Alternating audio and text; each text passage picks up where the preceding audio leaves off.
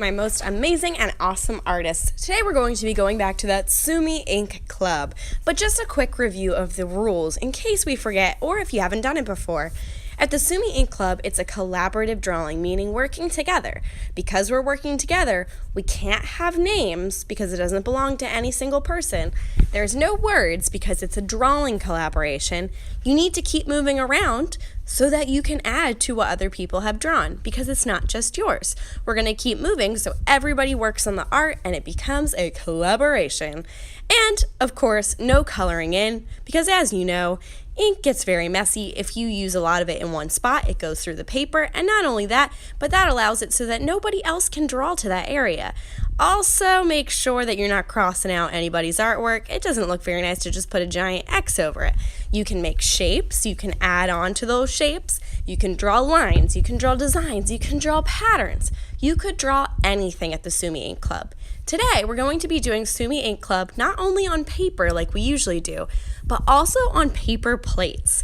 That's a little bit of an odd way to do Sumi Ink Club, I know. So make sure that you're drawing very carefully with that paintbrush on its tippy toes, never ever scooting around on its bottom, because nobody wants to go to the booty scooting ballet. Not only do they not want to go to the booty scooting ballet, but if you do, that makes it so that ink pushes through the paper plate and gets messy, and also makes it a bigger line, whereas if you dance on the tippy toes, you get nice thin lines, so that other people can add on a lot of details.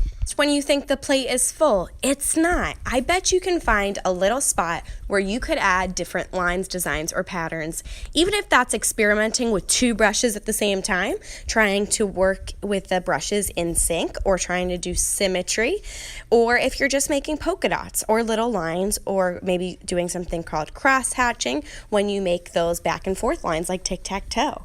That's actually a thing in art, believe it or not. Or if you're just playing with the brush strokes, all of that is part of the Sumi Ink Club.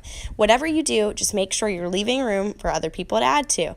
If there's absolutely no room and the plate is dry, we can turn it over to the back. Here you'll see me experimenting really quickly with that double brush technique, which is really fun to play around with. Just make sure that you don't have too much ink on the tip of your brushes and that you're keeping that brush on its tippy toes. I'm working really quickly so we can get to what we're going to be doing with these plates. Why are we doing these plates? Well, it's a collaboration for a project that we are going to auction off to older people in a museum, in a gallery. Yes, other people, older people, want to buy your artwork, which is awesome. Especially when it's a collaboration and everybody got to work on it. So this piece of art is going to be a collaboration that older students take and turn into something else.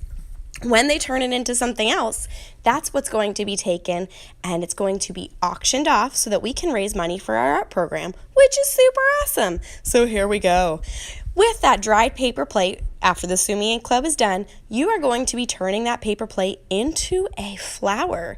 To do that, you are going to cut around the edge to cut off that part of the paper plate on the outside, leaving only that circle of the paper plate on the inside. Make sure that you keep it nice and round. That way, you can go ahead and cut fringe into it because this is called the fringe flower. When you're cutting fringe, never cut all the way. Just making sure you're cutting almost to the edge, but not through. Otherwise, of course, it would cut your paper plate in half. So make sure you're just doing a fringe and stopping before you get to the line, just doing little baby chomps with your scissors. Baby shark, not daddy shark. Once you get a fringe all the way around your flower, then you're going to curl that flower in towards the middle. So you pick one of the ends and start to curl it around and around and around, holding it tightly at the base. The base is the part that you did not cut. The fringe is the part that's going to start swirling around the outside and opening up like a flower. When you get to the bottom and you can't curl it anymore, you can put a little piece of tape there at the tail to make sure it stays in place. After you put the tail there and you tape it down with just a little piece of tape, then we're going to make a base for our flower. It's up to you how big you want this flower to be. If you want it to be loose and bigger and have bigger blooms, then you don't have to tape it as tightly. If you want it to be really small, like a flower bud that just bloomed or started to bloom, well then you can keep it nice and tight. I would suggest kind of fringing those petals out a little bit, pulling them out just a little bit to make it more look like a flower. Now I'm going to use the center, that circle of my paper plate, to make the base for my flower. You could do this a couple of ways. As long as you don't cut through the whole paper plate, as long as you're only working along the outside towards the middle, but not actually cutting through the middle, you could either cut a fringe or cut flower petals. I'm deciding to cut flower petals. You could make them curved, you could make them pointy.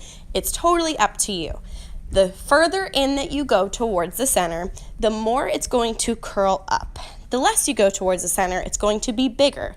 So now that I'm done cutting my flower out of my base, I'm going to pick up those edges and curl them towards the center. If it's just not curling towards the center no matter how much I flex that plate, then maybe I need to make my cuts a little deeper towards the center so that they will. Then I'm going to use my glue bottle to make some glue dots in the center. You might have to hold it down for a few seconds for it to stick. If it doesn't, just let it dry in the glue today. If it really won't stick, I will make sure to hot glue it later on. But if you let it alone, that glue will eventually adhere to the paper and it will become stuck. So make sure just to put it in there and not play with it too much, or that flower will fall. We'll have to leave them flat to dry after you put that glue and stick the center in. The next type of flower I'm going to show you how to make is a spiral flower, or like a rose. To make that, I'm going to use another paper plate. I didn't have time to do the Sumi Ink Club to this plate. That's okay. It'll just be a white rose. I'm going to do the same thing, cutting out the center of that plate, cutting around the edges, and now it's a lot easier to see where those edges begin and where they end. So I'm going to leave that circle in the middle to use later. Then all I'm going to do is cut a pattern around the edge. Similar to the fringe where I'm not cutting all the way in, I'm just cutting a zigzag around the edges. It's going to look kind of like a sun or a flower with some pointed petals. You could also make them round, so if you wanted to, you could do a curved line where you go in and out but with curves. It's totally up to you if you want to do a spiral, if you want to make it pointy, zigzag, it's up to you. Whatever you cut, now you're going to spiral it in towards the center, just like we did with the first flower. To do that, I'm going to pick it up at the edge and then start to roll in. It's up to you if you want to keep it really tight or loose. I would suggest going tight to begin with, and then you can decide at the end. I'm holding it around that base and making sure that the edges where I cut is at the top. Rolling, rolling, rolling until I get to the very edge where I'll put a little piece of tape. Now, it's up to you again if you want to let that flower a little bit looser so that it's an open rose that bloomed, or if you want to keep it nice and tight like a rose bud. Totally up to you. I'm going to put a little piece of tape there to hold it. Done taping that, I'm going to create the base for my flower, very similar to how I'd made my other base. I'm going to take the center of my plate and I'm going to cut out some petals. I can do that either with that zigzag line that I did before, or I can curve it. If you want to draw the lines to help you out, you can, but it's really not a big deal just to start cutting, and you can always correct your mistakes after. You can cut more away. You can't get it back though, so it's better to cut less at first and then cut more if you need to.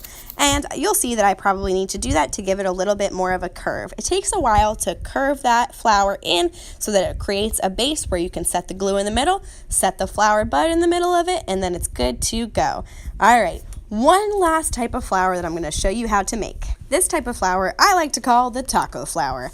That type of flower you fold like a taco. So I'm taking a strip of paper, you could use one or two, and I'm folding it in half like a taco, matching up the edges and giving it a good crease. After I give it a good crease, then I'm going to create a fringe, making sure that I'm cutting on the side that is creased, not on the open side, but the closed side. Again, only cutting my fringe up baby little bites, baby shark bites, all the way until the end, but not cutting too far in where I chop my paper off.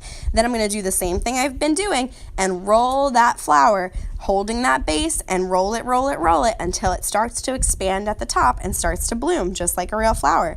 After I do that, I can decide how big I want it by loosening it up a little bit or keeping it nice and tight with a little piece of tape. After I tape it, then I'm going to decide if I want to pull some of those blooms out or if I want to keep it how it is. I think I'm going to decide that I want to add another layer onto my flower. If I want to add another layer to make it bigger, I can do the same thing with another strip of paper and just open it up. So I'm going to do that same thing again, making a taco flower, and I'm going to attach it to this flower with another piece of tape when I'm done to make it even bigger and better. After I cut that fringe again, doing the same thing I did on my taco flower the first time, I'm going to add that other layer, tape it there, and then peel it out a little bit to make it bloom. If I wanted to create a base, either with another piece of paper or a plate, you can. You could also invent your own way to make a flower. Totally up to you. You can make tons of flowers or you could just make one today. All right, artists, thank you for helping with our collaboration. Have a great time.